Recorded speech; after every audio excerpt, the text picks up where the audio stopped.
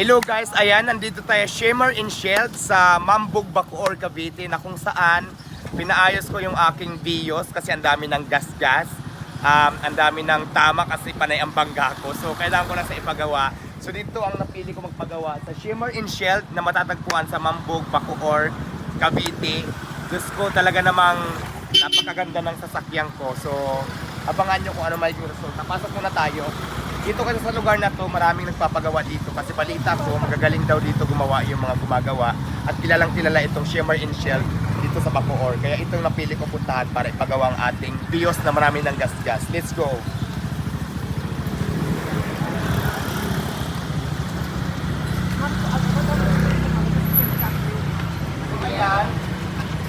So ayan, itong binigay sa akin ng GWM, plano ko rin siya ipagawa, pero wag muna kasi pag pinagsabay ko, wala na akong service. So ito yung sasakyan ko. Ito, magtatanong na din ako sa kanila kung ano ang suggestion nila para mas pagandahin pa. Maganda na nga siya, pero gusto ko gumanda pa siya. Kasi dito talaga, kahit luma ng sasakyan mo, may kita mo talaga, nagagawin nilang parang bago, mas bago pa doon sa bago. Kasi marami silang ginagawa dito na mga eksena para gumanda yung mga sasakyan nyo. Let's go, i-tour natin sila dito. Ang luwag pala dito mga madam. Ito pinapagawa dito. Ito nagawa na to, finished product na to. Hindi pa po siya dito. Hindi pa finish, pero super ano na, ganda na. Ano yan, bapping pa lang siya. So ayan na, bapping pa lang yan na, hindi pa yan ginawa, pero napakakinis na. Makinis pa sa akin na gumagamit ako ng skincare. Yung mga sasakyan nila. So yung akin, pakita natin. Dito mayroon silang coating area, ito pala yun. Tapos, kasama may CR, tsari. Ayaw po yung painting niya. Tapos, ito naman, ito yung aking Vios.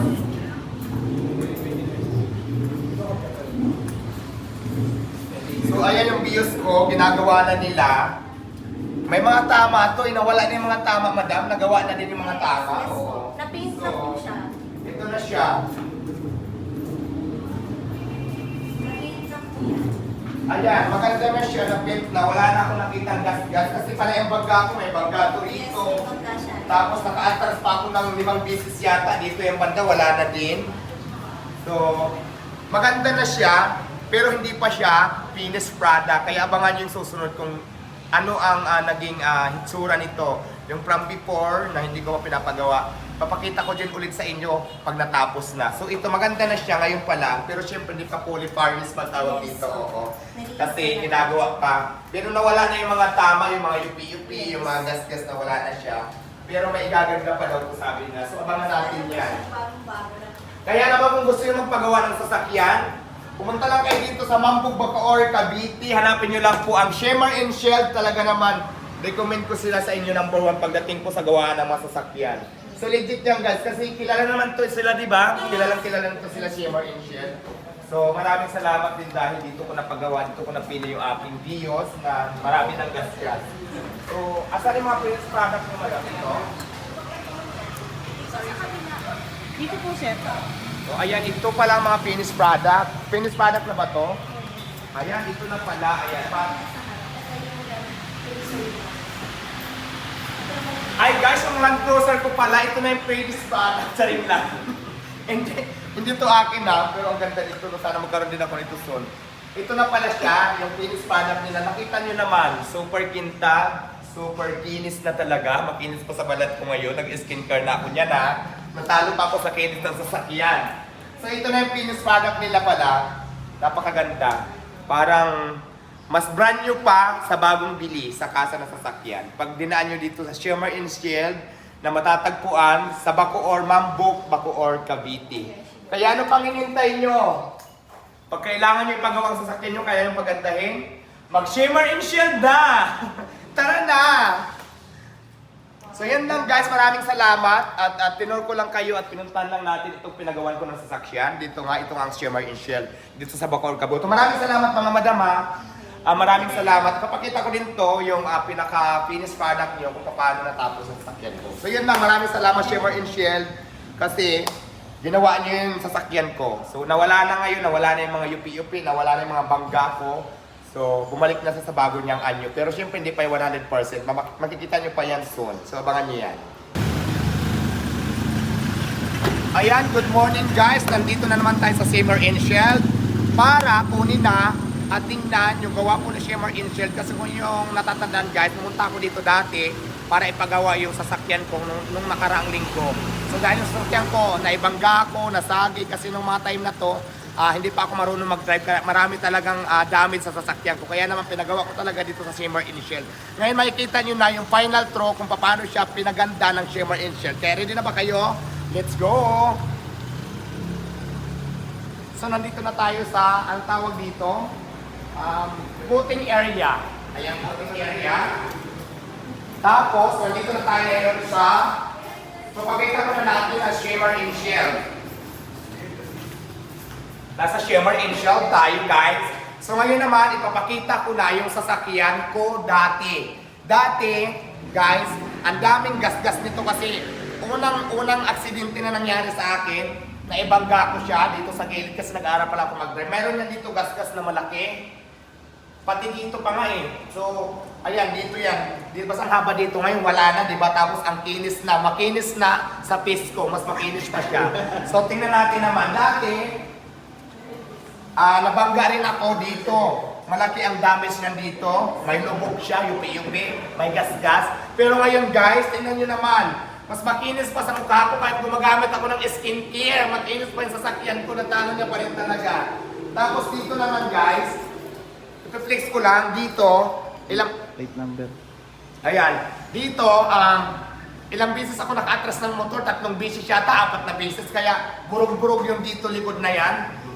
Bukod burog-burog yung likod na to dito, may mga gas-gas yan lahat-lahat. At tatakpan ko muna yung plate number ko. So, ngayon, tingnan mo, pakita mo Alvin.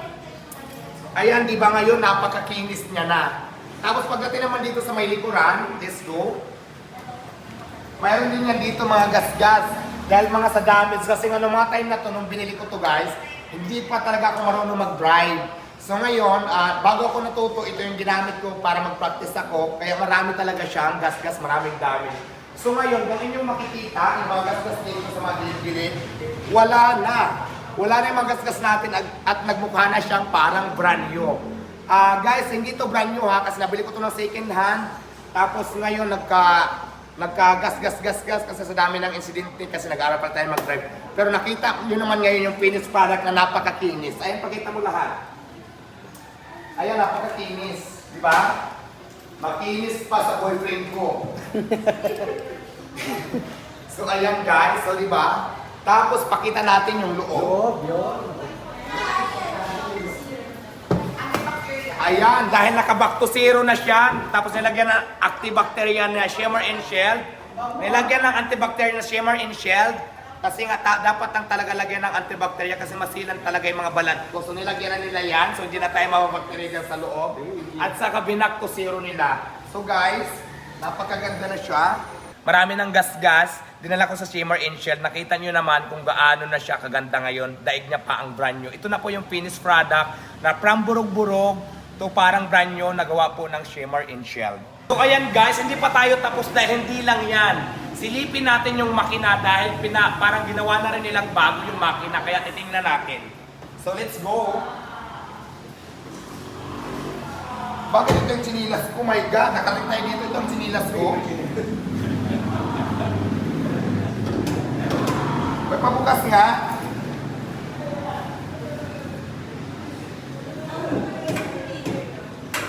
Ayan. So ayan, yung makina guys, bigla rin kuminis at gumanda, nagmukha talaga siyang brand new. Kaya naman, maraming salamat sa Shimmer and Shell dahil yung luma kong sasakyan, ginawa nyo na naman brand new. Hindi ako bumili ng bagong sasakyan, ito yung luma ko. Kaya lang na mukhang bago dahil pinaganda ng Shimmer and Shell. Kaya kung gusto nyo magpagawa ng Shimmer and Shell, gusto nyo gumandang inyong mga sasakyan, kung alam nyo yung luma ng inyong mga sasakyan, may mga gasgat at kung ano-ano pa, ang best recommend ko sa inyo guys, according to my experience, mag-Shimmer and Shell kayo. Dahil bukas na po sila nationwide. Mag-message lang kayo sa page ng Shimmer and Shell, mayroon na po silang nationwide. At alam ko guys, ready na din sila at open sila para sa lahat po ng gusto mag-franchise, gusto mag-negosyo, at gusto makapartner ang Shimmer and Shell. I-message nyo lang sa guys para sa inyong mga transaction. So maraming salamat. Lalo na dito sa Shimmer and Shield Bacoor. Ayan. Gusto ko lang pasalamatan yung branch, yung pinaka-main branch ng Shimmer and Shield Bacoor City kasi dito po ako nagpagawa. So ayan lang guys, maraming salamat at maraming salamat din pala sa Shimmer and Shield dahil yung luma kong sasakyan napaganda nyo na ulit. Parang brand new na siya. Kaya maraming salamat sa lahat ng gusto mong pagawa. Best recommend ko sa inyo according to my experience, Shimmer and Shield is the best.